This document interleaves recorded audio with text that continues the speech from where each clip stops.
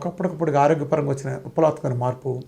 ఒకప్పుడు తోటకూర కూర వండాలంటే అమ్మమ్మ చేత దొడ్లో అప్పటికప్పుడు పొయ్యి తోటకూర మామూలుగా కోసుకొచ్చేవాళ్ళం. అప్పటికప్పుడు కోసేసి పొయ్యిలో పడేసేవాళ్ళు. అప్పటికప్పుడు గోంగూర కోసేసేవాళ్ళు. అప్పటికప్పుడు సొరకాయ దొడ్లో తెంపేసి తీసుకొచ్చేవాళ్ళం. లేదా దొడ్లో పాదులో గుమ్మడికాయ తెచ్చేవాళ్ళం. ప్రతి ఇంటికి చిక్కుడుకాయలు, నాటు చిక్కుడుకాయలు ఉండేవి. ప్రతి ఇంటికి గోరు చిక్కుడుకాయలు ఉండేవి. పచ్చిమిరప చెట్టు ఎవడుంటాడు ఉండేది. అలా కోసుకొచ్చేవాడు, ఇలా వేసేవాళ్ళం. సో అది ఆరోగ్యం ఉండేది.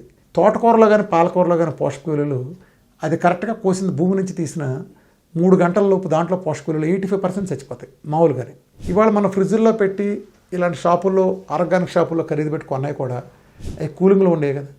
అట్లానే కోసిన ఇన్ని రోజుల తర్వాత తింటున్నాం మనం. ఆ రోజులు నిల్వ ఉండటానికి ఎలాంటి కూరగాయలు వచ్చినాయి? ఒకప్పుడు నాటులో చాలా వాల్యూ ఉండేది.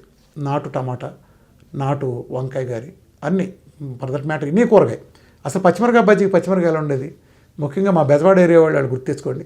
కృష్ణా జిల్లాలో, గుంటూరు జిల్లాలో ఎక్కువ తినేవాళ్ళు బాగా. ఆ పచ్చిమిరకాయ బజ్జీలో వాము ఉప్పు పెట్టిన బజ్జీ అయితే నా సహోదరంగా స్వర్గంలోకి వెళ్తావా లేదా బజ్జీలు కావాలంటే బజ్జీలు కావాలని అడిగేవాళ్ళు. సో అంత బాగుండే. ఇవాళ అట్లా బజ్జీలు అంటాడు ఎవడన్నా భూమి మీద ఎవడన్నా పోయినాయి. అసలు ఆ పచ్చిమిరకాయలని మామూలుగా మంట రావడానికి కాదు, ఏదైనా కారం వస్తే ఈ పచ్చిమిరకాయలు తిని తీసేసుకోవచ్చు. అలా తయారైంది. ఎంత దరిద్రంగా ఉన్నాయి అన్నీ అంటే అలాంటివి వచ్చేసినాయి. ఈ జన్యు మార్పిడి విత్తనాలు, ఈ హైబ్రిడ్ వీటిలో వచ్చిన తర్వాత వాటిలో ఉండి రుచిపోయింది. పోషక విలువలు కూడా అలాగే పోయినాయి.